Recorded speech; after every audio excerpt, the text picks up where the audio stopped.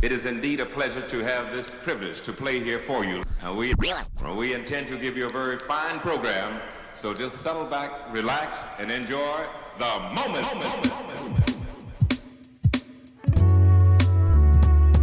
Hello?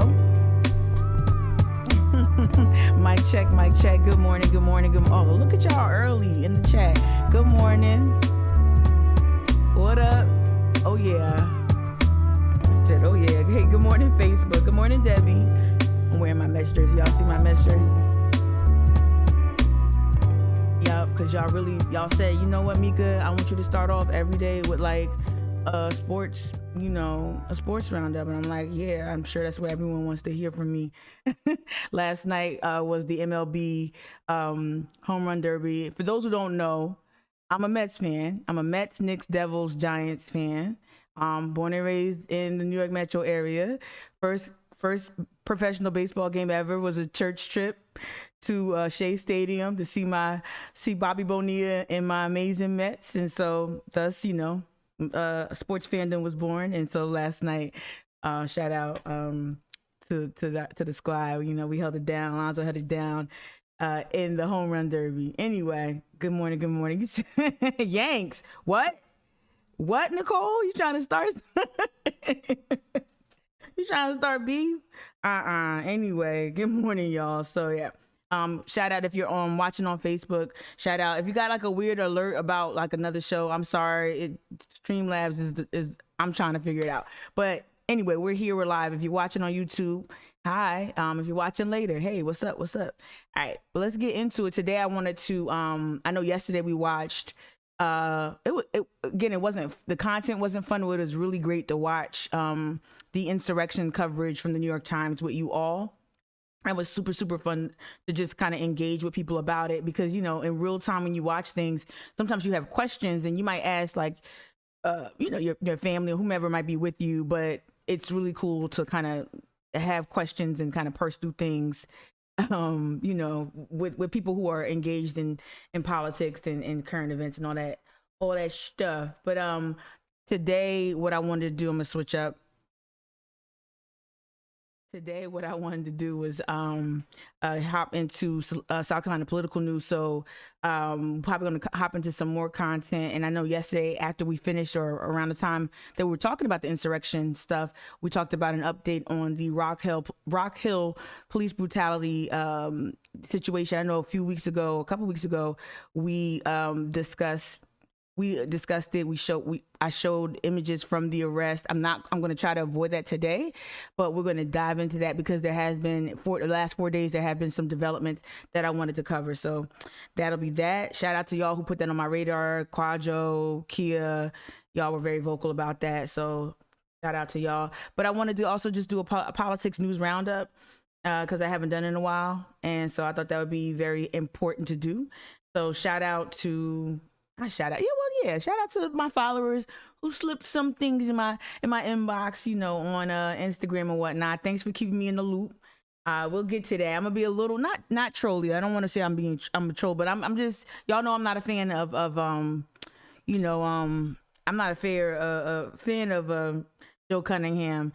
And it's not just because I don't like him for plain reasons. I just think he's an unimpressive candidate, right? So more than anything, he's just uninspiring to me. And I know a lot of folks really like Joe because he's affable.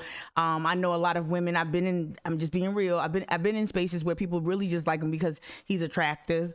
So like I've never really heard anyone make a really solid argument for Joe Cunningham when he ran, and he did win, and congrats to him. But when he ran for his congressional seat, one thing that I was with, and I think when I first started live streaming, I pulled up the old receipts, right? Because y'all know I'm not new to this. A lot of the times I would get a lot of backlash from a lot of liberals because I was trying to push Joe to be a better candidate, to actually build out a platform that included, included Gullah Geechee folks. He's campaigning in a district a swing district that has tremendous cultural influences, and a lot of his legislation would potentially impact folks that look like me, folks who share my heritage. and whatnot, right? If you see another Facebook ad, Whiskey Neat, yeah, they've been raising money, and we're gonna get to that in a second. They've been raising money, and they've been doing things right in terms of using that money on ads. Right? I mean, that's not rocket science. But yeah, they've been definitely. I don't get the ads, so I'm surprised. Oh, I'm not on Facebook like that. I honestly just hop on for the live stream. Yeah, so I would get a lot of backlash to just push Joe to be better, push Joe to actually speak to issues.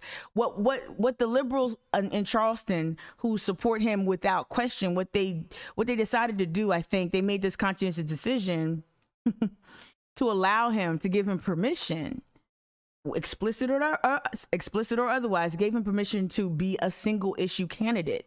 And that was my number one, constantly said that I don't have the luxury of being a single issue constituent. And I know for a fact that those running for office should not be afforded the luxury of just saying, hey, I'm just going to talk about this ocean, talk about this offshore drilling. And I get it. You stumbled across that when Katie Arrington fumbled the ball, tried to be so Trumpian that she shot herself in the foot, so to speak. And oh yeah, I'm good with offshore drilling. And that really sent that very moneyed land owning, waterfront property land owning base. It sent them running scared.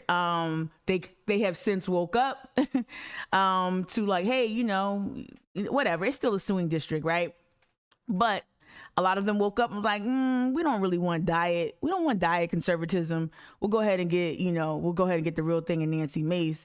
But to me, the reason why he didn't win re-election is because no one really forced him to be a better candidate.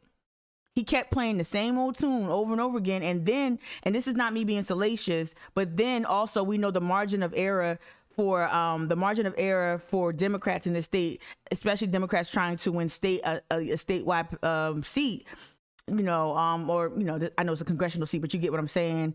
The margin of error is super thin. And shout out to the followers who made this point to me. You can't have controversy and scandal in your personal life, and while he doesn't have that, he does have a divorce. And so I'm just saying, I think that factored in at some small way. And so you need to be very, very strategic in terms of how you come out swinging for re-election. And I don't know, it was a narrow defeat. Nancy Mace didn't win by a landslide. It was narrow. There was recount, all that, right? Or not recount, but there was, he didn't just take his L. They made sure that every vote was counted, yada yada yada. But yeah, you let him be. Good morning, Kia. You let him be a single issue candidate, and I think that's what when you get that, then I think you make your candidate more vulnerable. So this week, McMaster has made lots of headlines. Unfortunately, there's a viral. Let me see if I can. I don't think I queued it up. But McMaster just made headlines for all the wrong reasons this week. But let me stick over here. And then, so there is, but he's killing it with fundraising, which is not a surprise, not a secret. It's not anything it's a red state. McMaster's supposed to be out fundraising folks, but Joe Cunningham ain't doing too shabby either, right? So let's just read this story by Jamie Lovegrove. Shout out to Jamie Lovegrove. Super capable, super thorough reporter with the Post and Courier. The caption underneath this photo says, Governor McMaster has an early fundraising head start over his potential opponents as he begins his 2022 re-election campaign. And I'm gonna just tell y'all, start supporting your candidates now. Start supporting. If you hop on my live, you poking around and you submitted comment to city council, support Stephen Bowden now. Reach out to Stephen Bowden now. Figure out what he needs to support his campaign now. Don't take for granted, I'm saying that because support Mia McLeod now. Donate now. Get people, start sharing her content more and more. Start bringing her up in conversations. Start making sure that your paper is covering Mia McLeod. I see you, Whiskey Neat, in the comment section. I'm gonna read it in a second. Start getting go. It's been go time, but I think a lot of people drag their feet until the 11th hour, and then people like me who love politics and can eat, sleep, and breathe it are more in touch, right? But y'all gotta start helping out now because we're in a red state. Let's go. It's a lot of work, and I know that the city council seat is not is not it's nonpartisan, but you know what I'm trying to say. All right, Governor Hemingway, we know that Harry Griffin is conservative. And he supports the alt-right. How about we get him out of office and support Stephen Bowden, who was, you know, a public defender? Like, how about we do that? Governor Henry McMaster is beginning his 2022 re-election bid with a wide financial advantage over his political opponents. But Democrats Joe Cunningham and Mia McLeod have begun raising the resources they'll need to compete. So Mia's not doing bad, but come on. You know how Joe has the head start being, he's already had the folks' rapt attention, he had name ID, all that, right? Name recognition. Whiskey Knee over in Twitch, let me read your comment before I forget again. Exactly, there is no meat. I guess you're talking about in terms of how one-dimensional old boy is, right? No meat, no content, or no policies front and center in these ads, right? Just his face. The only recent hype I saw was Joe promised to legalize marijuana. We're gonna get to that. We're gonna get to that if he's elected. And see, that's the thing. You talk about meat. Let's just go on with there's no meat, right? There's no substance. But the red meat they will throw at you, and I mentioned this before because you also know I'm not a fan of Tyler, his strategist, and that's one thing that what I plan on doing. That part I'm gonna get as real as possible with the whole strategist angle behind the scene. Tyler has a reputation. Tyler doesn't have a great reputation. He has a solid reputation. I'm not hanging high war crimes on him or nothing like that. But Tyler has a certain reputation, and you can tell by how he chose to engage with me. That just gave you a glimpse. I already know what dude is working with, and I'm bringing that up because Tyler will definitely throw you red meat. So there's certain things that Tyler does, like this whole getting out in front of this marijuana issue, and we'll get Mia's response. I hope. I think I found it. We'll get Mia's response, but with Tyler, they'll throw out, especially to liberals, they'll throw out things. This is what Joe was good at. So he was good at sending his then wife, to Planned Parenthood rallies to be his surrogate, right? Or she just stand there with the baby stroller on the side of the stage while I'm on stage or whomever. He was trying to signal that, okay, I can be. He didn't mind attaching himself to certain social issues that he tend to trend left. So, a woman's right to choose is one, and the other thing is marijuana. These are really, like, they're going to give him a pass on that. They're not going to give him a pass on Black Lives Matter. They're not going to give him, unless he learns how to be very politically savvy, right? They're not going to give him a pass on being, anti-gun or anything like that. But Tyler will throw you some things here and there to make you feel like he's a Democrat. But to me, he's a dino. I think he's a Democrat in name only, to keep it a buck. And he's not even from here. Out of the blue, my anger just came out. He's not even from here. Kia over here on Twitch, you said, yes, support now. Yep. You know, Mia McLeod announced her candidacy, but older people like your mom didn't even know until you, exactly. Like, my mom might have saw her face too, Kia, and been like, oh, I don't know, who she is quite yet. Her name ID, her name recognition is not big yet. So she has to work on that, and we have to amplify that, right? And so I've been amplifying Mia McLeod. Y'all know, I've been amplifying Mia McLeod's content ever since she ethered Governor McMaster with her rebuttal to the State Address.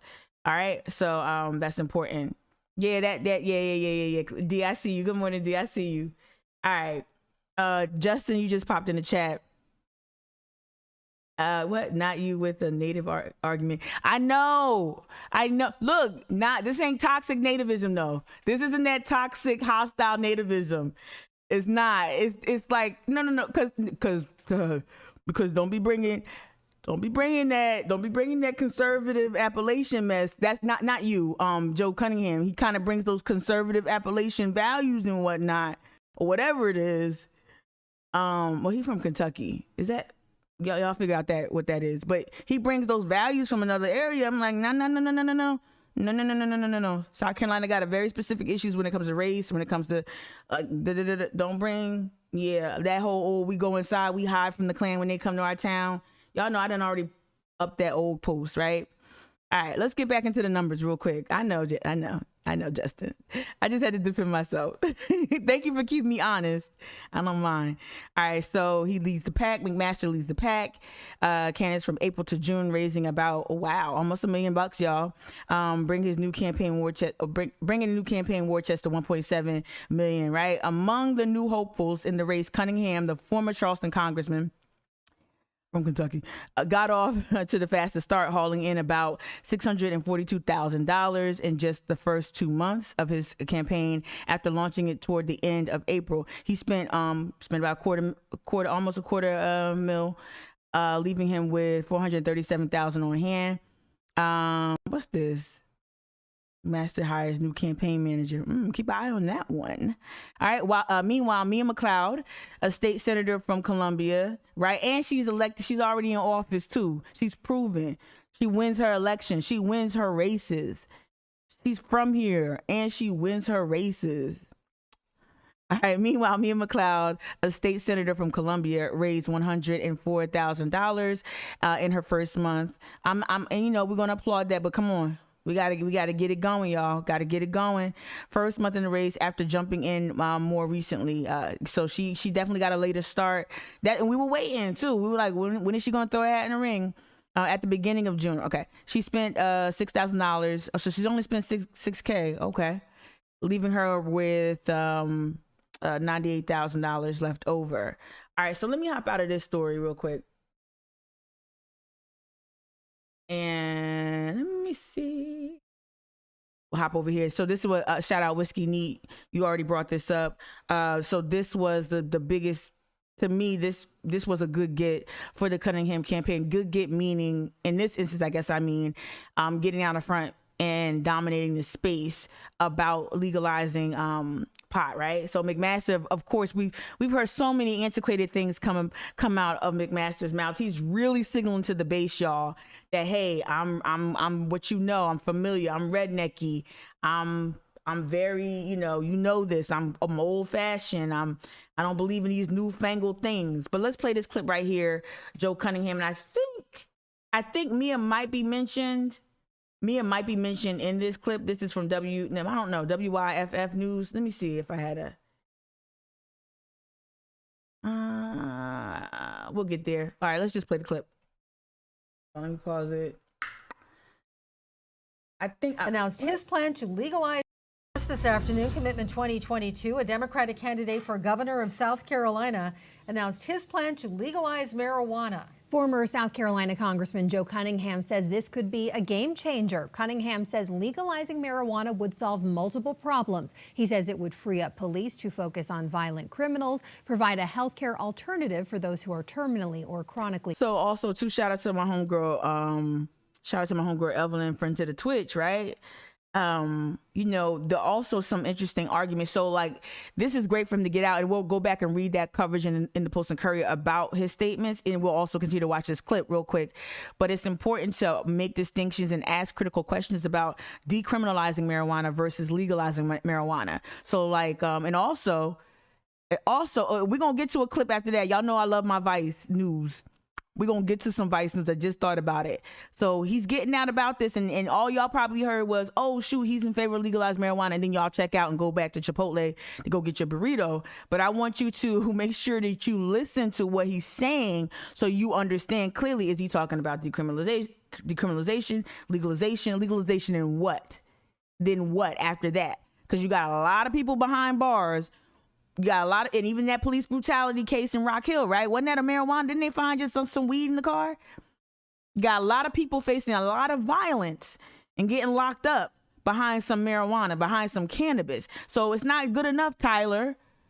It's not good enough, Joey, to get out in front of this and just be signaling to Democrats that, hey, I'm not that, I know I'm a dino, but I'm not that much of a dino, right? I want you. It's not. This ain't enough. This is superficial, unless you can back it up with some really sound policy behind it. Okay, let me go. Ill and generate millions of dollars for the state. Our marijuana laws are stuck in the past. They aren't practical. Nicole, you asked, does he have a stance on the police? I got you on that one. Oh, we're going to talk about it. And they hurt more people than they help. They're based on myths. Also, you know, my other criticism of Joe Cunningham, he should get this. He should be better at this by now. He's not a strong public speaker. He doesn't have that confidence. He always feels like, you know, he has to grip the podium or the dais or wherever he's at, and he's really like married to his talking notes, his speaking notes.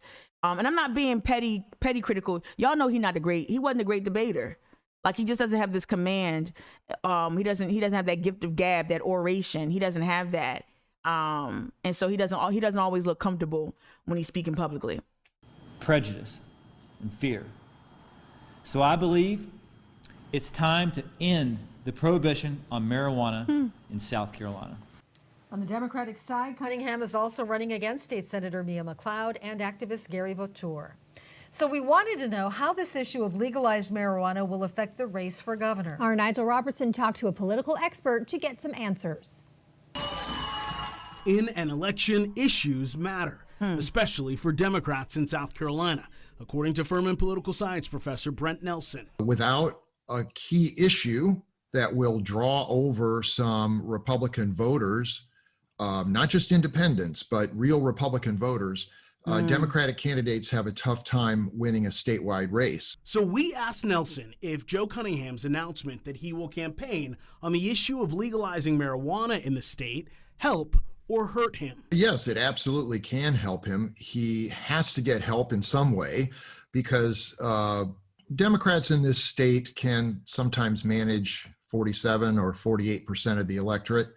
The Jamie Harrison Senate race is a good example. Consider this. In 1999, Jim Hodges, a Democrat, won the race for governor of South Carolina. He ran on big statewide issues like video poker and the creation of the South Carolina Education Lottery.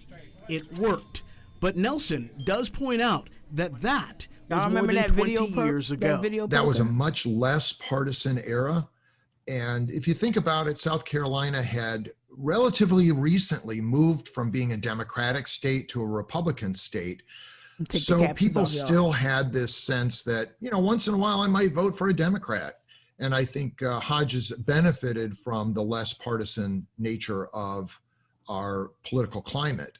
In today's climate, it is just very, very difficult for a Democrat in this state to find an issue that can overcome that deep partisanship. But Nelson went on to point out that, and that's why white male candidates, like, they're more apt to be seen more electable. But a savvy politician can make an appeal, a really sound politician, and you can't use the Jamie Harrison playbook of just money's going to cure everything. We've seen that. Money don't vote. Dollars don't vote, right? And I think these are astute observations being made here in this clip. It's going to be hard, very hard. That deep partisanship likely won't last forever. That's and the thing, it issues won't. that matter to voters will. Nigel Robertson, WYFF News 4. It won't. I know sometimes it seems like real bleak to people. It might seem real bleak to people. Facebook, I'm gonna put down, nobody really chatting right now. I'm put down the phone real quick on Facebook. I know it might seem really bleak, but y'all gotta understand like how things work. And also look at the census data, look at the trends, look at who's moving here. They're not all liberals now. We already made that distinction. Like they're not all liberals coming here. But that being said, you do have key demographic shifts. I talk very often about the reverse migration of people like myself who've lived in the Northeast or lived other areas. People like myself, meaning Black people who have ties to the South, right? Both my parents being Jim Crow refugees. So I returned home. Pardon me. I returned home, and I'm not alone. There are stories dedicated to this. There's a lot of reporting done at the national level about reverse migration. I'm saying all of this to say, look at the trends. Look at how our state is changing, and the thing is, it's almost like, once you recognize the trends and you understand the demographics, that's when you start making your appeals. That's when I want to see more political operatives and strategists who might trend or who are supposedly Democrats or left leaning. I don't hear enough conversation about how to capitalize off of the growth that South Carolina has experienced. I just don't hear enough about it. I know there are some think tanks who dedicate a lot of time to it, who come up with statistics and give you numbers and data that you just get from government agencies and pass it off as analysis. But no one's really coming up, for me, I don't see a game plan on how to reach these folks and how to shape opinions, because that's what it is, how to make appeals, how to help shape opinions, and also make the people who are not tied to this long racialized history, who are not as tied to it, because we know what race exists everywhere and white supremacy is everywhere. But those who have not been really have not wedded themselves to all of the racialized crap that this state typically traffics in to keep it red, right? There's ways to make these appeals to people who are newer here. And I think that a really savvy set of folks can go about doing that. Shout out to Charleston DSA. I got a lot of faith in the Charleston DSA chapter. I got a lot of faith. There's a lot of people on there that I rock with. They got to get a little more chocolatey, but they're getting there. They've got some of the smartest people I know in Charleston working to promote values that are very progressive. And I know they're democratic socialists. I know that socialist word is very scary to some people who don't read books, who don't understand anything. But no, we need to make sure that folks like the Charleston DSA or any DSA chapter is out here pushing these candidates to be better, pushing them to be better on things like labor laws, like on marijuana and whatnot. Let me go back one. Let me see. I think that I really did think that there was a Mia McLeod response. Let me see. Well, here we go. Let me see if I can. Y'all know there's gonna come with some ads, and we'll try to sidestep the ads.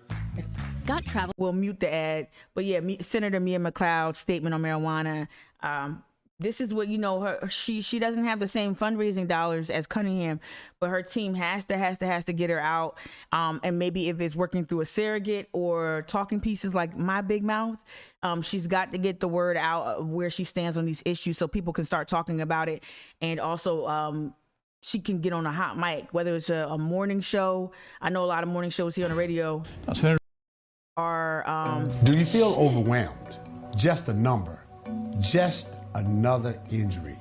Remember, your life is more than... I'm sorry, I tried to open the damn thing. I'm sorry, y'all. I'm trying to get to the story. Hopefully it'll play the story after this. But yeah, she needs to get out in front of this. She has to get places that Joe Cunningham can't go, like Black Radio. Man, hold on. This is getting on my nerves. All right, let's see. The Curry Law Firm. Nope. Well, it's the other story. This is crazy. I'm sorry. I was trying to get to the...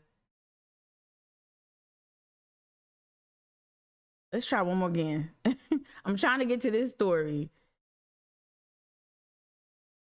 Mute. Patience. Okay, Mika, patience. Expand it. Then we'll unmute it. But yeah, I think there's places that Mia could go that Joe can't go. And there's spaces that she could occupy that he can't occupy. Let me look over here in the chat real quick while this ad finishes. D, you say, let me see. Let me, I'm gonna get back to you, D. Let me just see this. Dr. Claw, you said, I wish Charleston DSA existed when I lived. Yeah, when you lived there. Yep. Okay, here we go. gubernatorial nod, released a statement this afternoon with her stance on all of this, saying in part that her decision to co-sponsor the Compassionate Care Act, which is medical marijuana, is part of her efforts to stop outdated marijuana possession laws from destroying the lives of young people. Now, that's the angle. That's the angle. That is the angle right here. So let's look at this again. So she's already co-sponsoring legislation that actually embraces the legalization of marijuana, right? At least for medicinal uses.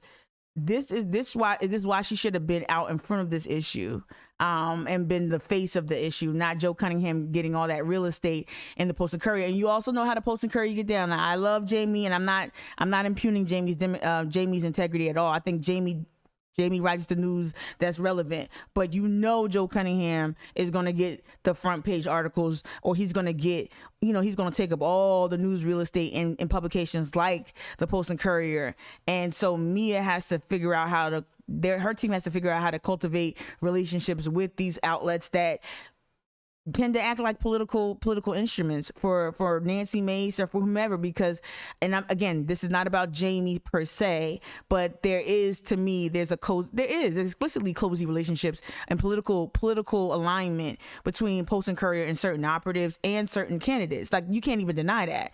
Like, the fact that they didn't report on Harry Griffin and his planned participation in a Proud Boys white supremacist rally, the choice that they made to not report on that for about 2 weeks, that was deliberate.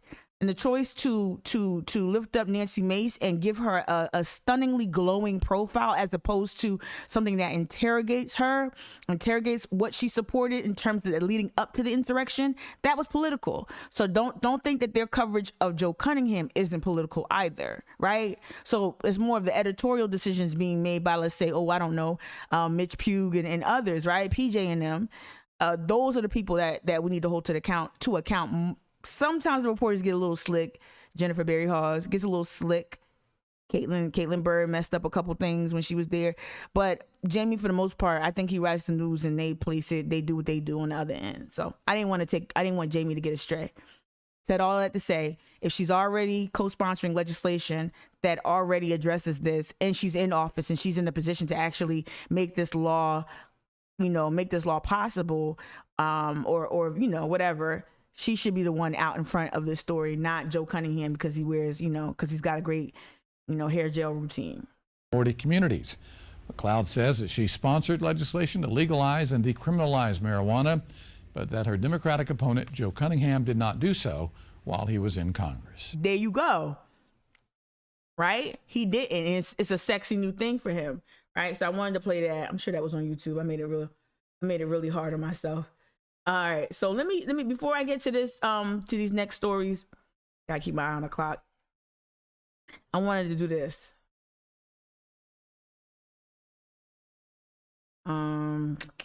War on drugs, I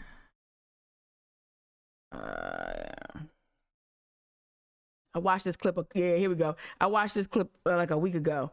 And this is so when Joe Cunningham was like, hey, pot for everybody, weed for everybody, roll up that joint. He out there, hit that bong. He out there talking real good, and it makes you feel, oh wow, he's really good. He's progressive on marijuana. How progressive is he really on marijuana?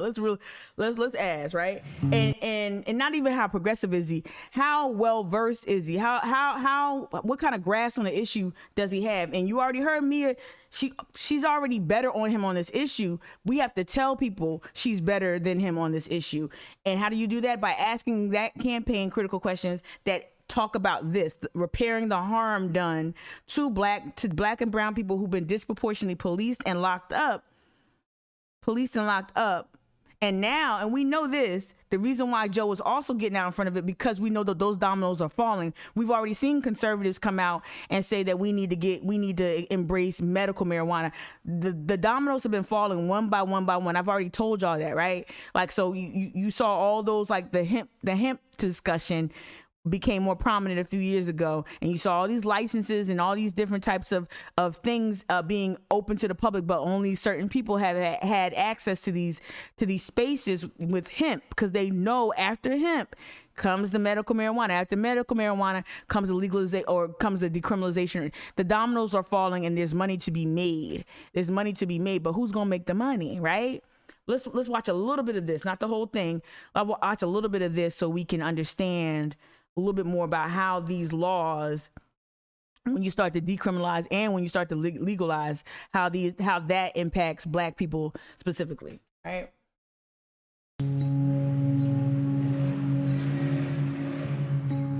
This the home I stayed in right here. I see you, Justin. Shit in the yard. Were these lots always empty? No, definitely not. There were actually 3 buildings here. Mm-hmm. Over here, but 2 more buildings. These are actually 2 of the first drug buildings to come down. What do you mean drug building? Both selling and using, raided by the police multiple times. A lot of bullshit goes on inside of there, bodies found, murders going on, Now, shit this like ain't that. Charleston, but this... So after a let's while, rock with they it. come and tear him down. And it's the same thing. I can go 5, 6, 7, 8 houses on this block, each lot, and show you the same shit. Jermell Chavis grew up here in the west side of Chicago. And he's a veteran of, well, 2 wars. He served 4 years in Iraq and then survived the war on drugs. Wow. Being in Iraq, we didn't know what we were fighting for. We just knew we were fighting for something. Coming back home to the hood, like, that was a fucked up transition for me. Because now here it is, I'm leaving Iraq, the war, you know what I mean? And then I'm coming home to Chirac. My chances of surviving in that war were greater than it is in making it out of these neighborhoods, bro. And this is what the war on drugs created, these conditions. What's it like living through that trauma? I mean, shit. There's a reason for them sleepless nights, you know what I mean? But you got kids of your own, you gotta fight through that shit, you know what I mean? Chavis is hoping access to the cannabis industry will help rebuild his old neighborhood. He applied for a license to own a cannabis dispensary last year, when Illinois legalized it with a social equity plan attached. So I don't know if y'all remember some of those, maybe some new, shout out to the new viewers and whatnot, but we discussed this a little bit brief. Well, we discussed this before about like, so when other states, other cities like Oakland and like Chicago start creating these equity programs, right? That's an opportunity to repair the harms done by the war on drugs. We know the war on drugs, just like stop and frisk, enacted policies, and I'm just bringing it up, that disproportionately police Black people, right? And it was designed to incarcerate Black people. It was designed to keep Black people in a cycle of poverty, in a cycle of turmoil, and in a cycle of constant police surveillance and police and in custody. And in custody, whether it's federal or whatever, right? And so a lot of cities like over west and Oakland have been trying to come up with programs to right that wrong. Like, hey, you know what? You were locked up for this, but you're going to be first in line, or you're going to be one of the groups of people that we prioritize in trying to get you into this cannabis space as it legalizes everywhere, right? So Joe Cunningham, yeah, rah, yeah, roll one up, right? But what else? Tell me more. What are your plans? What does this mean for Black people? What does this mean for brown people? You know, what does this mean? What are the statistics? What is your team telling you? And Mia's already strong on this issue. We just don't know it. We just don't know how strong she is on the issue. She has to get there. Which would give folks from communities targeted by the war on drugs a better shot of actually benefiting from the new industry. Right now, there are 0 majority Black-owned dispensaries in Illinois. You're talking about $1 million industry. I'm gonna cut You're talking this in a about minute. an industry that was built and pioneered on our backs. Like I played a part in that. Like, you know what I mean?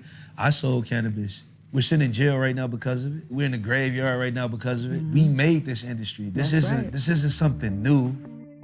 The plan used a points system. Applicants were scored on categories like their veteran status, community engagement ideas, and business plans. Look at this. But the state got way more applications than expected. So regulators decided the only applications that would be considered for a license would be those with perfect scores. And that's when things got complicated. So what was your score? Oh, my score was a 249. Is 249 good? Yeah, the perfect score was 250. Ah, so you're 1 point off. Yeah, 1 point shy. Only 21 applicants were left standing. They'd vie for 75 dispensary licenses through a lottery system, meaning multiple pot shops for guys like this, and none for guys like Jermell, who lost a point for his hypothetical floor plan, or the other near-perfect applicants. I already have my location picked out. It's perfect. I know the neighborhood. I know the people. I know the troublemakers, you know, and they know me. Former State Senator Ricky Hendon is a mainstay of West Chicago life and applied for a dispensary license. He was left out of the lottery and left wondering about the loopholes in the equity program. They have a clause that says if you promise to hire 6 minorities, you qualify as a social equity applicant. That's all you need. You have to promise to hire 6 people who are Black, who are... Or Latino, you qualify as a social equity applicant. Just hire them. Just hire them. And so these are all social equity applicants. Supposedly. Is there a danger that social equity programs are over-promising? The process itself is so I'm gonna stop it there. Absolutely, Kia. Yep, right. So like the margin of error for folks of color and whatnot or marginalized community is very narrow. And this is Chicago. I get it, y'all. But what I'm trying to say is that so as ideas or as attitudes toward marijuana changes, and McMaster's talking one way right now, but get it, but understand this. Whatever, there are going to be times where he's going to change his opinion and other conservatives are going to change their opinion because they see the dollars coming. So whether it's through like you already see what's happening with, now they want to allow players to, college athletes to earn money off their likeness, that this places like this state were adamantly opposed. Dabo Sweeney adamantly opposed, but when the Supreme Court weighed in, I'm like, nah, they can actually earn money off their image. What did lawmakers here do? Oh yeah, because they know Clemson, they know the Gamecocks, they know Coastal, they know those schools need to be able to recruit and bring in these athletes that want to be here. You can't be in a state that's hostile toward that practice. The same goes for marijuana. There's going to be a reason why the attitude shift. It might come from the federal level, and so attitudes will change. What are candidates like Cunningham, candidates like McLeod, what are they doing to make sure they speak to not just the promise of legalizing marijuana, but what other types of structural things will you propose to get in place? What type of legislation will you support that will actually not just say, hey, it's legal, but support the folks who've been harmed by disproportionate and racist policing, racist policing around marijuana and all that other stuff. I'm gonna run out of time today, y'all. Talking so much. All right. Okay. So yeah, I wanted to show that because that's what other cities. So more importantly, look at places like Chicago and look at places like Oakland around their how they're creating access for folks who are formerly incarcerated or disenfranchised from the war on drugs. Look at their makers. It's some really amazing ideas popping off there. What's up, AJ? What's up? Yeah, it was very helpful because we're going to be left out of the cannabis. We're already left out of the hemp situation. The Democrats, Trav Robinson and them didn't even have a candidate run for agricultural commissioner. And I would argue that that's a huge issue. That's a huge issue because the growing of whatever crop will all of that ties into all the legislation that's being proposed. And so Democrats have a crappy record in terms of weighing in the space in South Carolina, and they got to get with it. I know a lot of Democrats are conservative and church going, but come on now, it's cannabis. It's cannabis. It's not liquor. It's not moonshine. All right. So Nicole begged the question earlier, very innocently, what's Joe's stance on policing? And to that, I say shout out to the follower. Shout out to the follower who sent me this from Instagram the other day. So this was Joe was at is this a brewery? I don't know where he at. It looks like a sports pub because they've got football, they've got soccer paraphernalia up. So I don't know if it's a brewery or a bar or whatever. But y'all see what's in the back? So this Joe. All right, this Joey, and y'all see this. And I know you're gonna say, oh, it's just an innocent picture of the crowd. I think this was a faux pas, or it was either a faux pas or it was intentional, right? I don't know. My follower who sent me this is just as suspicious. Let me see. Let me do the other one. Just as suspicious as I am. Just as skeptical as I am. When it comes to Joe. So yeah, so if you look a little closer, we believe that's Tyler right here. I didn't circle it, she did. But I think if you look a little closer, and I think that, like, to me, like, you could have cropped that out so easily. Like, you could have cropped that out. It could have been too a picture from the back over the tops of these, because it's a good number of people there. Right, I think there probably could have been a picture taken from over here on the right, but I think this is very intentional to be in here and have the thin blue line here, right? Why is everyone just, you know why whiskey need, you know why, right? So I don't know. Joe's being very I don't know. His stance on policing is but that to me.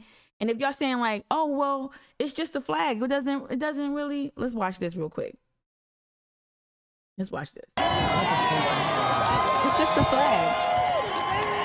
The story of these two high schoolers is important. Students running out with flags, one an American flag, one a thin blue line flag, and the other a thin red line flag. After running out onto the field with this symbol of bigotry.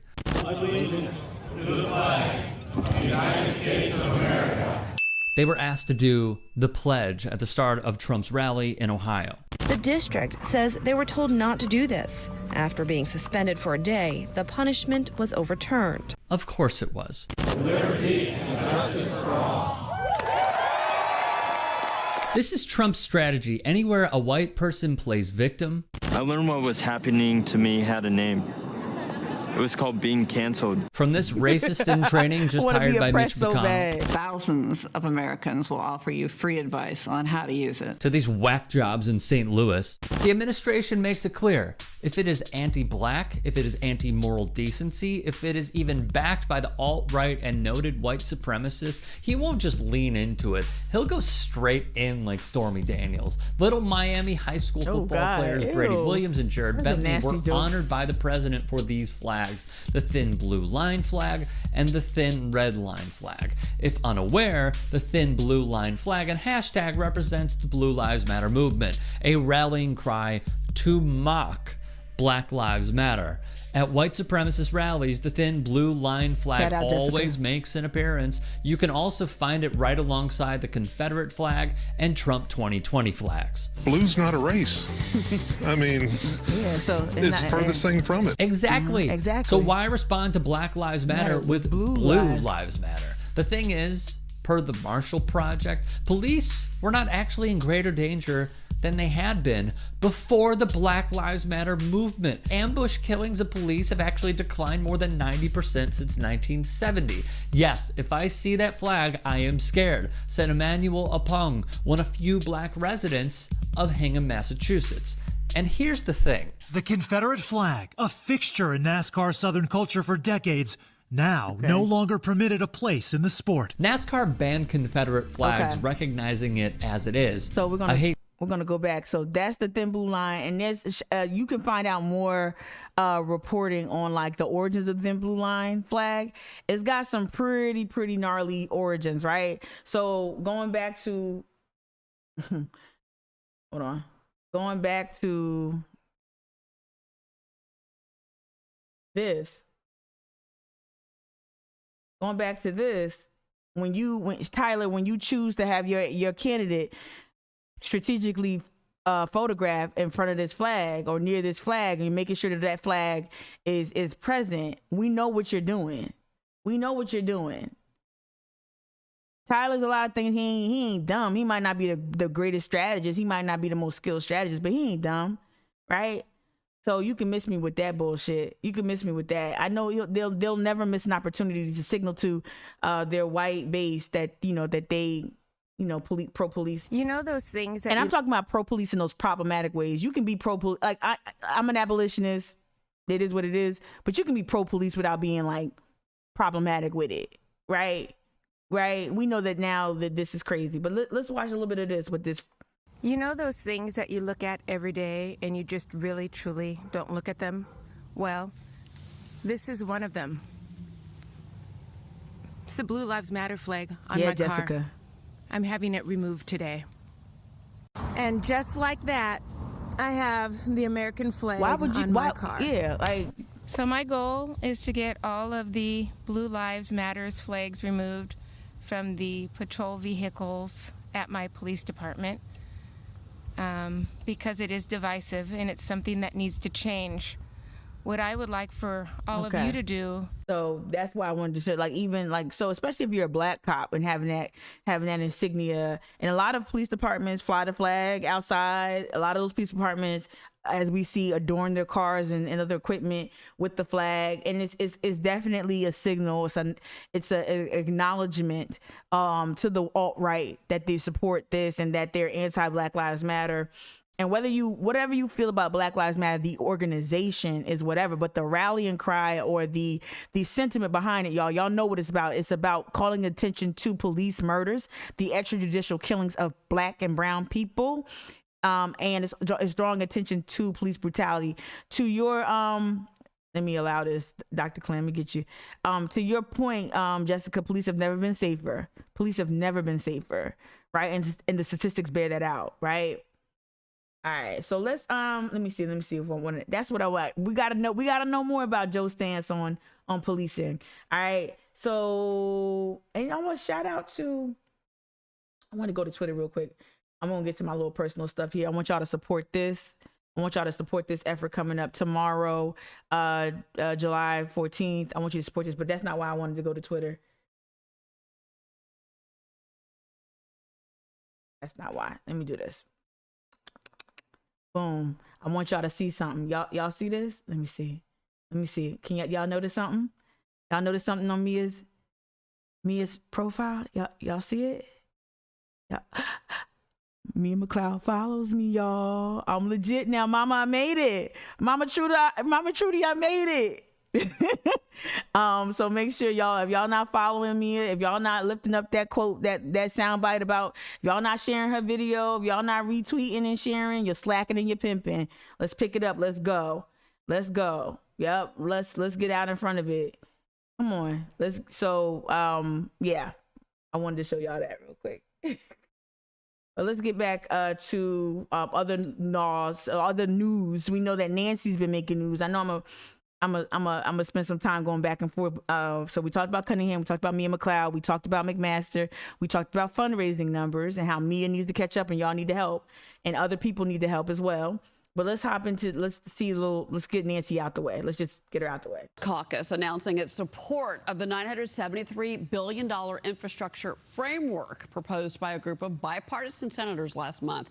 This package is not tied to any reconciliation package.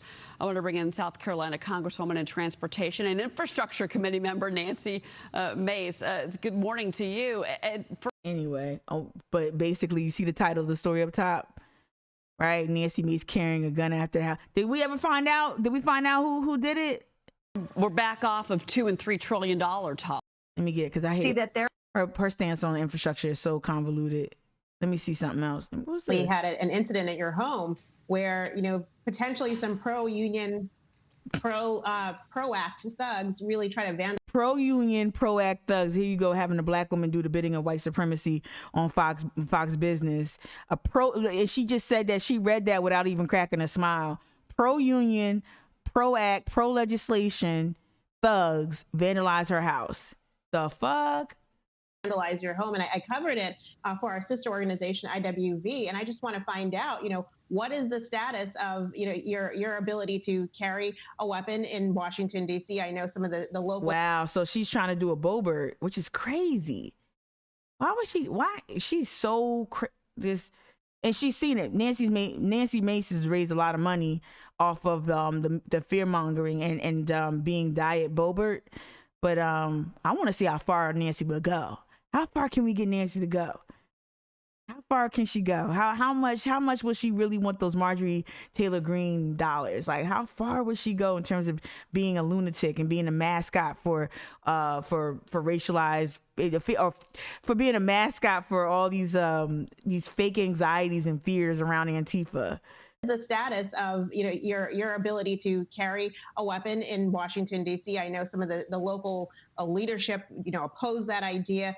How are you protecting yourself, and what message are you sending to women out there who they themselves, whether from political foes or whatever, just ask the question. Face that same kind of personal security threat? Yeah. Well, I can say this much. At the end of 2020, I got my concealed carry permit for South Carolina based on the threats that I was receiving on my life. And it wasn't until this vandalism incident in my home where I decided, okay, now is the time for me to actually use my concealed carry permit. And so for me, wherever I go in South Carolina and I'm allowed to carry, I have a firearm on my person. Always carrying. And I have to tell you, as a mom, as a single mom, it's one of the most empowering. I'm a mom. I'm a single mom. I have kids. That makes me a mom. And I'm a mom. And I'm a mom with a gun. And I'm a mama bear. And I'm going to protect my kids because I'm a mom. And I'm a victim. I'm a victim that's not a victim because I have a gun. But I'm also a victim. And I'm a mom. but I'm not soft. Like, just get it together, girl. Get it together. Get it together. And Poston Courier, try it again. Try it again. Try to make her the victim and her a romper, her asymmetrical romper that you outlined in the piece. Do it again. Is she the damsel in distress, or she a gun-toting mama bear? Which one is it? Which one is it? Is she a victim, or is she a force to be reckoned with? Can we figure this out? Jesus. Ain't nobody vandalized your home. No one, or anyone who did, if someone did vandalize it strategically, it doesn't even make sense. Proactor. I don't even have no patience to unpack that. All right, so she made comments there. She made some headlines there. So also, this is something. Hold on, y'all been blowing the chat. At least I can't even keep up. I can't keep up. Wait, hold up. The chat is like blowing up on I see you, AJ, too, if you're still watching. I see you on Facebook, too. Single moms. AJ, you said right. Single moms are only recognized in a positive way when they're white. Exactly. Because we know when black women are single moms, AJ, they're welfare queens and all that other stuff, right? Key, you weren't impressed? Yup. Yeah, she's definitely pulling from the Boebert handbook for real, right? Make sure you tell them about your gun, mommy. I'm telling you. Always the single mom thing. Dr. Claudia says Nancy Mace probably lives in a subdivision. Yo, she does. She lives on Daniel Island. Like, you don't get more comfy and cozy. You live on Daniel Island. Yeah. Let me see. Oh, my God. Yeah, Daniel Island, Black Bar City. I just was talking about that yesterday.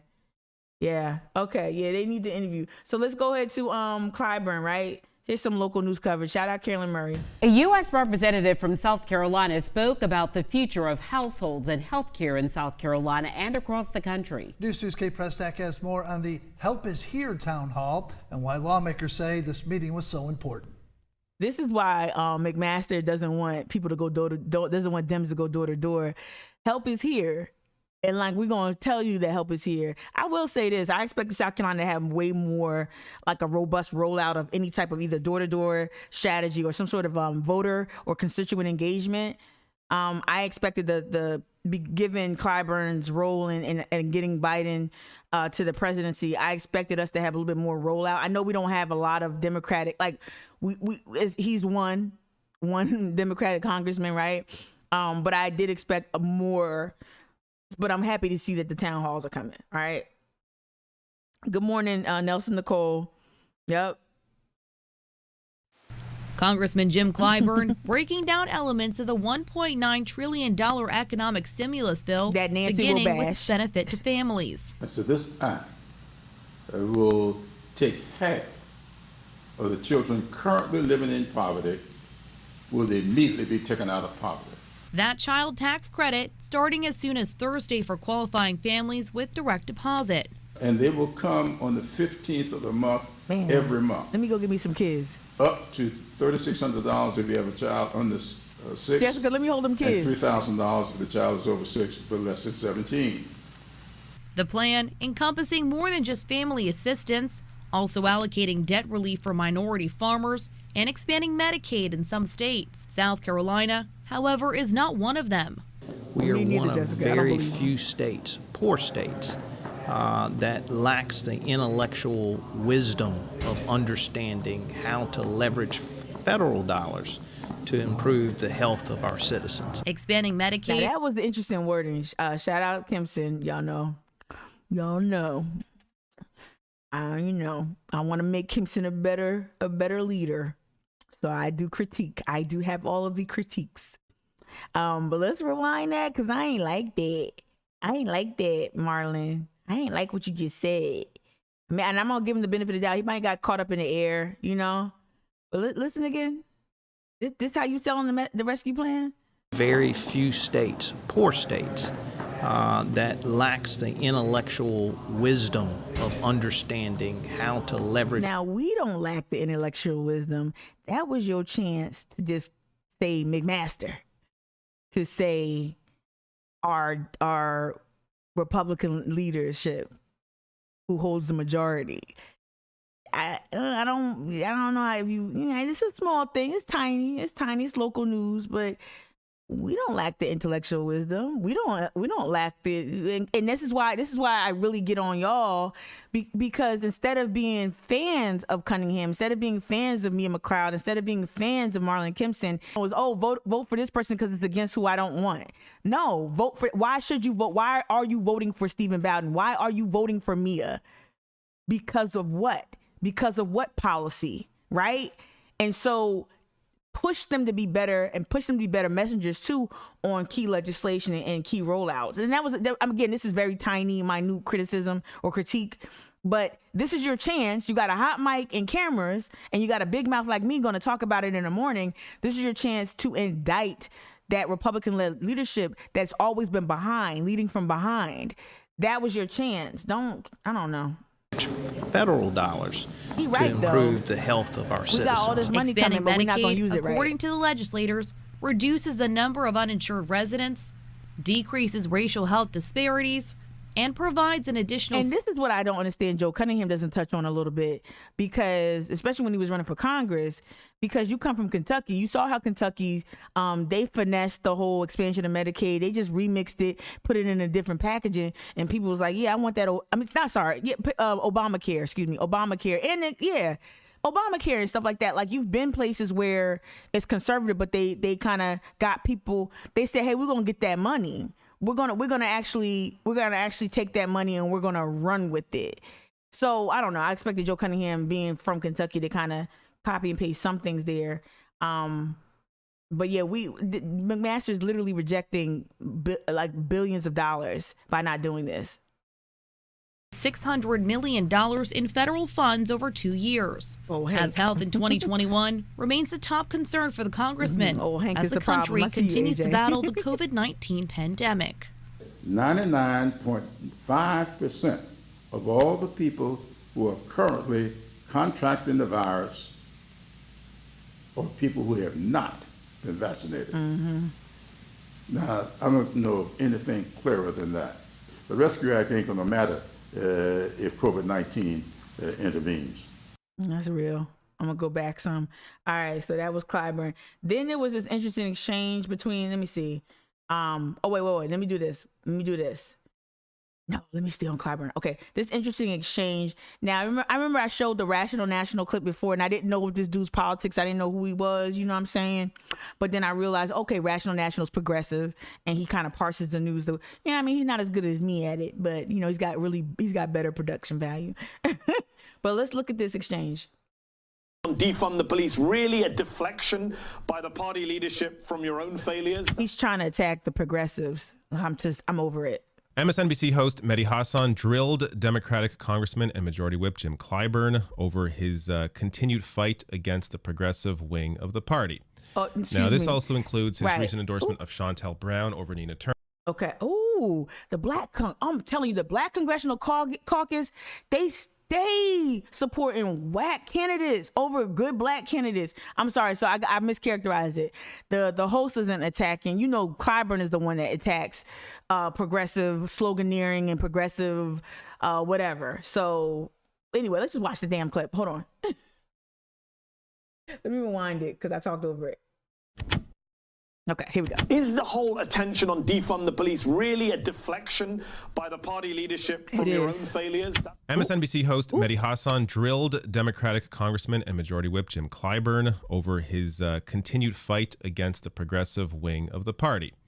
Now, this also includes his recent endorsement of Shontel Brown over Nina Turner. Stupid. He randomly decided to jump into that race. Yeah. Apparently, maybe because he was called out by Killer Mike during that town hall that Killer Mike, Nina Turner, and Cenk Uygur had, which is so weird that Clyburn would jump in because of that. But anyways, so this is part of that discussion. But then Mehdi Hasan here comes in and criticizes Clyburn over his fight against the progressive wing of the party. I mean, I guess the context is you have been quite critical of the left of your party. The Democrats lost a net dozen House seats last November. Despite winning the White House, you've been very critical of the party's progressive wing for, quote, sloganeering, you say, with movements like Medicare for All and defund the police. In May, though, Congressman, a focus group study from the polling firm Lake Research Partners found that swing voters paid only a little attention to Republican attacks on socialism or defunding the police, which they viewed as divisive fear-mongering, and that the bigger problem was that many voters didn't have a clear grasp of what the Democratic Party stood for. So is the whole attention on defund the police really a deflection by the party leadership from your own failures? That's what your critics on the left would say. Clyburn don't like that. That is absolutely poppycock. I know what I'm talking about. I'm out here with the voters every day. I did a town hall meeting last night in Jasper County, South Carolina. I can tell you, defund the police is a non-starter, even with black people. And if you don't think that's true, then look at the results of what just happened in New York City's election. So the proof is in the pudding. I know what I'm talking about. The Democratic I talk to people every day. Let me tell you something. Democratic machine. I know it's New York City. I know, but Democratic machine. You talking to a byproduct of the New Jersey Democratic machine. That ain't nothing to fuck with. It ain't nothing to fuck with. That's how Cuomo is governor now over Cynthia Nixon, who was a really strong candidate, a really, really strong candidate. And I know that's New York State, but like that's, you know, Eric Adams, it was very complicated. Please make sure you check out the Bad Faith podcast. They covered that election up into, they covered that whole race up into the recent election and had a really great commentary around why progressive candidates weren't doing better, like Maya Wiley and all that other stuff. But of course, I expect him to be indignant. I expect the Clyburn to be indignant. He does have a point. Black folk like my mom and my daddy. Now, I'm going to ask them. I never asked them like, hey, what y'all think about defund the police? But I kind of know what they think. I'm going to ask them explicitly, but I know how they feel. And they not with all that. They don't understand that they don't understand that argument. So he does have a point about conservative black voters, but it ain't that serious. Like, ain't like they not going to vote for a Democrat that says defund the police. They going to vote Democrat. Defund the police is a chokehold around the Democratic Party.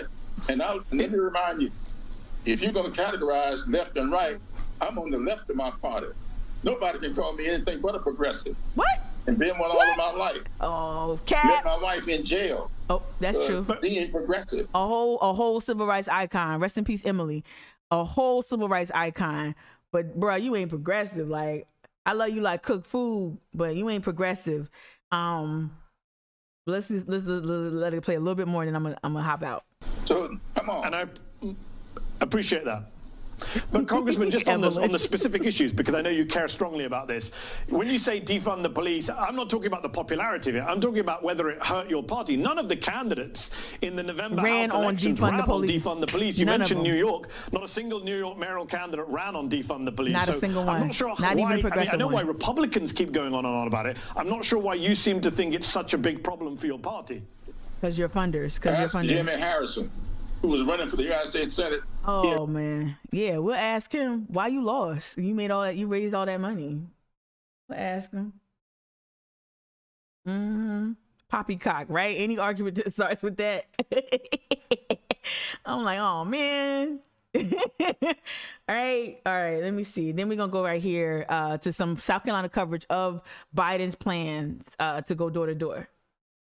Push to, quote, literally get volunteers to knock on doors to get more Americans vaccinated is sparking outcry. Governor Henry McMaster is now rebuffing the president's door-to-door vaccine efforts. News 19's Eleanor Tabone reports. He's left of McMaster. President Biden is trying to step up vaccination efforts. Here is the commander-in-chief earlier in the week discussing what it would take to reach millions of unvaccinated Americans. Now we need to go to community by community, neighborhood by neighborhood, and oftentimes door to door, literally knocking on doors to get help to the remaining people protected from the virus. This is the Biden administration on Friday discussing vaccine efforts. I would say that what this is and what it is not, This is not federal employees going door to door. No. This is grassroots volunteers. This is members of the clergy. Yes. These are volunteers Yes. who believe that people across the country, especially in low vaccinated areas, should have accurate information, Yep. should have I see information you, about where Jessica. they can get vaccinated, where they can save their own lives and their neighbors' lives and their family members' lives. Whether there will be literal people knocking door to door,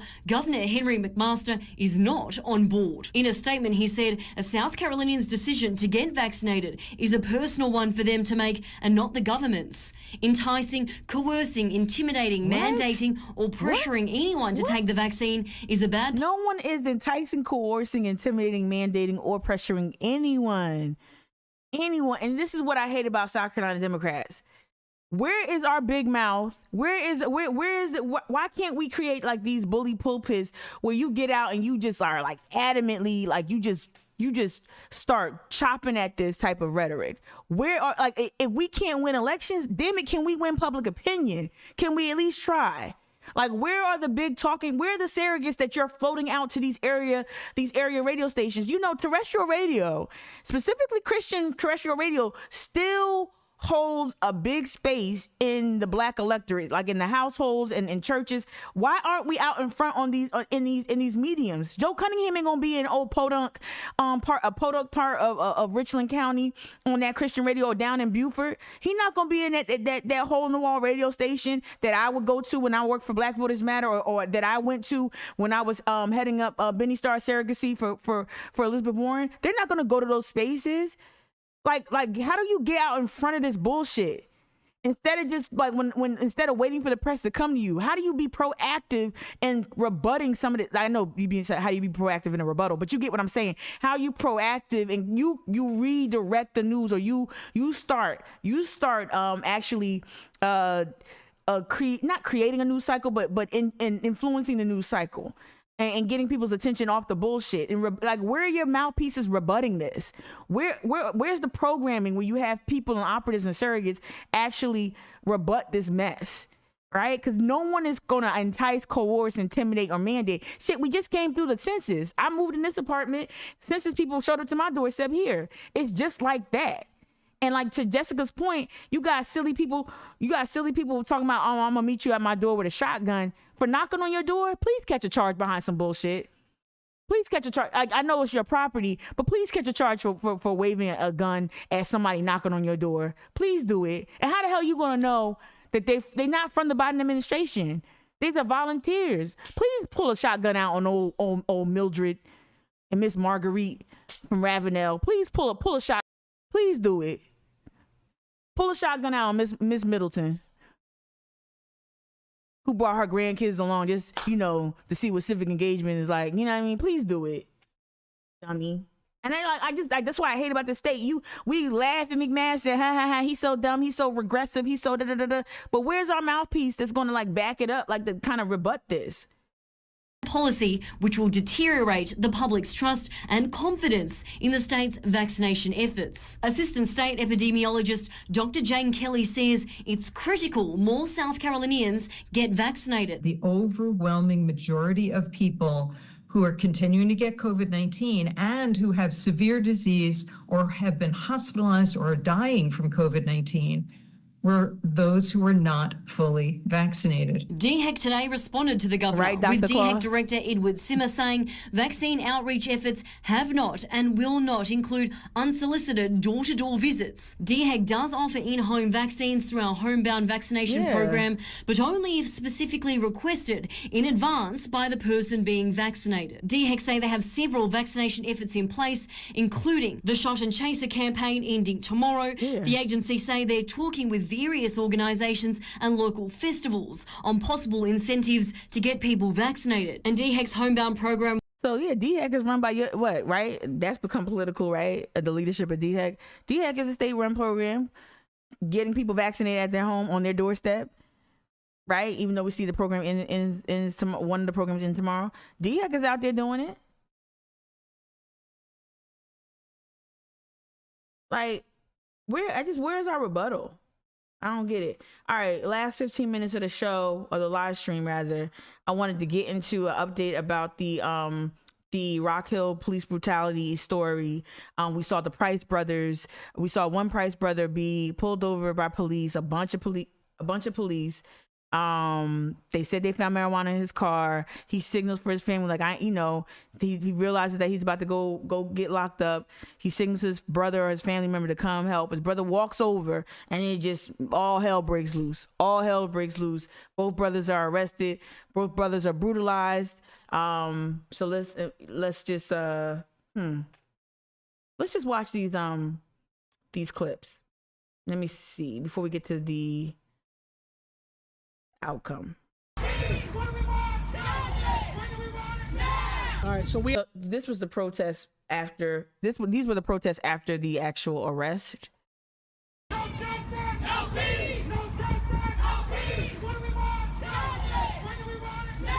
All right, so we out here, right here in front of Rock Hill Police Department today, getting justice for the 2 individuals that was blatantly beaten. Yo, that sound like remember Deion yesterday, Deion J. Hampton? I laughed all day about that. Remember Deion J. Hampton on the scene in Charlottesville? By the police department. I know this is the organizer, but I'm just saying. Killed. We coming out here for a peaceful protest. How is he the president of Black Lives Matter? How is he the president? We be tripping. Blatantly beaten by the police department. Shout out, Maurice. Shout out. We coming out here for a peaceful protest. We want answers. We demand answers. None of our brothers, sisters should not have to go through something that we experienced on the video today. And we will stand out here till we get answers tonight. We got boots on the ground. We got every individual from every state. Columbia, traveled all the way from Greenville, South every state. Carolina, Charlotte, all over. We're out here and we demand justice. All right, hold it down, Maurice. Hold it down over there. Hold it down. All right. That's the kind of voice though you need to get and to advance your messaging. You need somebody like with that type of spirit. So let's go here. Let me see what this is. Yeah, let's go here. Speaking to us for the this is WCNC. This is the Charlotte affiliate. Y'all know I love this news outlet because they thorough. Until they disappoint me, I love them. So it says up here at top, Travis Price says Rock Hill Police's story about viral arrest is wrong. So let's catch up here. Tonight at 6, one of the brothers in the now viral Rock Hill arrest speaking to us for the first time. When police were arresting Travis Price and his brother Ricky, ridiculous. A witness recorded and posted that interaction on Facebook Live. That video sparking 3 days of protests with people accusing the officers of using excessive force. Right now, Ricky Price is still in custody on drug and gun charges. Meantime, Travis Price was charged with hindering police and is now out on bond. Today, with his attorneys by his side, he spoke for the first time since all of this happened. WCNC Charlotte's Indira Esquiva was at the news conference. She joins us live in Rock Hill. Indira, what did Travis Price say? Fred, Travis Price wants his name cleared. In fact, his attorneys demanded that the charge against him be dropped today by 5 p.m. Rock Hill Police responded to that just a few minutes ago, saying basically it's not happening. Well, attorneys for Travis Price say that means they will fight this in court. I'm hurt that this happened, and I just really want my dignity back. This is the video posted on Facebook. It appears to show officers pushing Travis Price in the green shirt against a propane tank and punching Ricky Price. This is the surveillance footage released today. Because there was also an attempt by law enforcement to conflate Ricky and Travis. Attorneys show SLED records as proof that Travis Price had no criminal record prior to this. Rock Hill Police called his brother Ricky Price a known drug offender and said they pulled him over for traffic violations. Police say they found a pistol, marijuana, and cocaine. Attorney Justin Bamberg says his brother Travis Price saw him getting arrested and came over to pick up his belongings. Travis's team says they got this security video from the convenience store outside of where this happened. They also say it shows Travis following officers' commands and still later being choked by police. But we also watched the live stream from that young lady, right? Remember, y'all? officers paint a different narrative, calling Travis belligerent, shoving police officers, and refusing to comply with orders. The security footage and the Facebook Live video are from different vantage points, but in both videos, there are things happening off camera that can't be seen or heard. The final piece to this puzzle could be body cam footage, which has yet to be released to the public. They released it. The people up top in these agencies have to start paying more attention. If you got guys who are just scared of black guys, they don't need to be in a uniform, man. We received a response from the Rock Hill Police Department about 20 minutes ago, and I'm going to read it from my phone to make sure I get this right. It said, "This is an ongoing investigation, and SLED has asked no videos be released for viewing until agents finish interviewing witnesses." Yeah. We know how y'all doing, right? All right, so we saw the protest. We saw the update from WCNC. And here is another the more recent update that y'all put me on to. Where'd it go? All right here. Criminal charge. So this was from 4 days ago. Titled, Rock Hill Police Officer Fired and Charged in Violent Arrest. Right now, a former Rock Hill police officer. Is this the same thing? I hope it's the same thing. Facing criminal charges after a violent arrest was caught on camera. Jonathan Moreno accused of assaulting Travis Price while trying to arrest him. The video sparked days of protests in the Rock Hill community. Wake Up Charlotte's Richard Devane joins us now. Richard, the body cam footage. Scarlett, where you at, Scarlett? Scarlett, we still waiting on you know, I'm just, this reminded me, like, we need justice, and we need resolve. We need some things resolved with the Jamal Sutherland issue too. Okay, so they fired and charged the officer, one officer at least. So this did go wrong. They're admitting that. That's huge. Okay, so Whiskey Neat, you said 10 cops. Weapons in his car. Officers arrested Price and handcuffed him, but they took off. Y'all remember when Harry Griffin got his DUI? I know it's a wholly different law enforcement agency. Remember how Harry asked, can I take off my shades? Can I take off my citadel ring? Remember that? And the cop was accommodating, right? Remember that? So they're taking off his brother. He's trying to hand his brother his personal belongings, jewelry and whatnot, which is not an unfair request, right? It's not an unfair request. And then things go left. Those cuffs to allow him to give jewelry to his brother Travis. That's when the scuffle started, including video on the bottom left with Officer Jonathan Moreno, who threw Travis to the ground for no reason and then arrested him. Actions the department say were wrong. Moreno fired and charged with third-degree assault and battery. Okay, so Travis Price, I hope you accept my apology. I'm sorry. What occurred is out of my character. Charges dropped against Travis, but the scars remain. I accept the apology as a man. Nah. Because everybody make mistakes. Nah. Oh my God. I never. Can we get some? I know it's small, and I know he just said but y'all, can we just it's okay not to accept the apology. It's okay not to forgive our oppressors.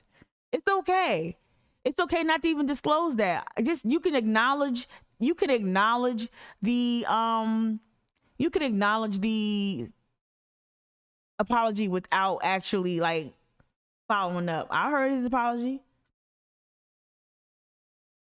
Apology ain't gonna bring back, what happened. Apology ain't gonna de-escalate the situation. I don't know why we do. It's just like a thing here. I accept his apology. No, nah. You saw how they left your brother's face? Because everybody make mistakes, but I never be the same again. Don't mess up your bag now. Don't mess up your bag. Don't mess up your bag. All right, so that's, at least there's a modicum of accountability that, the family will receive or will experience in terms of at least that officer that was so aggressive towards Travis. At least, that was acknowledged as being completely unacceptable. He lost his job. And I've never seen a cop. I ain't gonna lie, I ain't never seen no cop in South Carolina go to a podium and apologize. I ain't never seen that shit. I will acknowledge that. Maybe Travis was taken aback by that act, but that being said, I ain't out here just giving out forgiveness, especially when I'm about to sue y'all asses and get a bag and get at least 6 figures for how you arrested me and why you arrested me. I'm gonna get a bag. All right. I'm sorry. Yeah, you touch a police officer do this to me, I'm gonna fall out like, what? You just I'm gonna fall the fuck out. My neck and my back. Yes. Ow. Oh my God. Oh, range of motion. I can't look left. Oh, I'm gonna fall out. All right, real quick, I want to just promote this. I know it's at the end of the live stream where I've got less viewers, arguably, but I wanted to just go back to So Huge. Shout out Mia. Make sure you support. Make sure you head over there. Start sharing her content. Start talking to people. Start evangelizing. But I wanted to get back to, again, I'm gonna send out a newsletter today at some point. I gotta send out a newsletter because I want people to engage with this tomorrow, this debut of Policy Link. I've been working with Policy Link for I think about 2 years working with Policy Link, right? They're based out in Oakland. They have a presence in New York City, DC, and Louisiana. Policy Link is a national research and action institute advancing racial and economic equity by lifting up what works. And so I'm engaging them. I was engaged to create a podcast series focusing on Benny Starr's Water album. So taking the Water album and creating a curriculum and a podcast series. So I recorded, engineered, edited. I did all of it. It took forever. Shout out to Taylor Hickman. Shout out to Cyrus Buffum. Shout out to everybody who was so helpful. Shout out to Evelyn who listened to one of my first edits of the podcast. It's all coming to an end on tomorrow. So Policy Link has this. Let me see. If you go to their Twitter account, and I'll send out a newsletter. So please subscribe to the newsletter. Go to the link tree in my Instagram bio. Sign up for the newsletter. But they have it. I think they have it here. Let me see. Here we go. Yeah. So they retweeted the U.S. Water Alliance post about it. So yeah, on the 14th, it's part of the Water Equity and Climate Resilience Caucus and their arts and culture team. So it's a virtual event where I'll be debuting parts of the podcast. We'll be creating like waveforms. So I'll be creating ways to make the audio content dynamic, but talking about the extensive process. I'm telling you, over a year of planning and working and interviewing some of the most, amazing voices in the water equity and climate justice space, y'all, from Louisiana, from Oakland, indigenous populations from LA to the Midwest. Like, y'all, I've been talking to some amazing people at the forefront, on the front lines of fighting for water equity, making sure that people have access to water, drinkable water, Detroit, Flint, all of that, right? And so I'm super, super, super excited to be sharing that. So head over go to Policy Link. You can figure out Policy Link. You go to Policy Link. I'll be sending out a newsletter, so you'll get the link to the virtual event. It's going to be a webinar style. Let me see. It's going to be, no, that's not it. O'clock. Yeah, it's going to be a webinar style. Here it is, right here. Emailing me. Oh, webinar style event. So you'll hear the presentation. I'll send this out later on. So yeah, Policy. Check out Policy Link. They do some really dope work. I've had nothing but the best experience with them, and it's been a long journey. So a lot of dynamic content. Real quick. I wanted to share just a little bit. I hope I don't get in trouble. A little bit of the video content. This is not what the podcast will sound like. It'll include audio from this. Shout out to Taylor Hickman. Shout out to Royal American who let me film here during the pandemic. But I just want to play just a little bit of the audio of the visuals that we created around the podcast. Just a little bit. I don't want to let the cat out the bag. Tell me what you gonna do when the water keeps rising. Yeah, so tell me how you gonna survive it. What you gonna do when the water keeps rising? Of course, I didn't dress up. How you finna colonize it? What you gonna do when the rain? So look, I had an artistic vision. I didn't want to be on camera. I wanted to be like a voice in the back. It was such a silly whatever. I wanted the college students, so I wanted shout out Khalid, shout out Celeste, shout out Brianna. I wanted them to be at the forefront, and I just wanted to lob questions. I had an artistic vision. I don't know if it was executed well, but I didn't want to be the focus. Okay, so real quick. Tell me what you gonna do when the water keeps rising. Yeah, tell me how you gonna survive it. What you gonna do when the water keeps rising. Yeah, how you finna colonize it. What you gonna do when the rain brings heaven down to the hell that you raised up all around us. What you finna do when the water keeps rising. You realizing that the water won't drown us. What they finna do? Yeah, I wonder to myself. Tell me what they finna do. Yeah, I wanna know right now. Tell me what you finna do. Yeah, I don't know about you. Tell me what you finna do. Yeah, tell me right now what you finna do. So, I think when I listen to that song, when I listen to, and then we discuss the songs that have certain environmental justice themes, and then we throw it to like the students, and Benny talks about it. Center. And again, his music is at the forefront. You know, of it. I know I'm just trying to get it because I got to go to work. But yeah, despite you know the vast inequities that.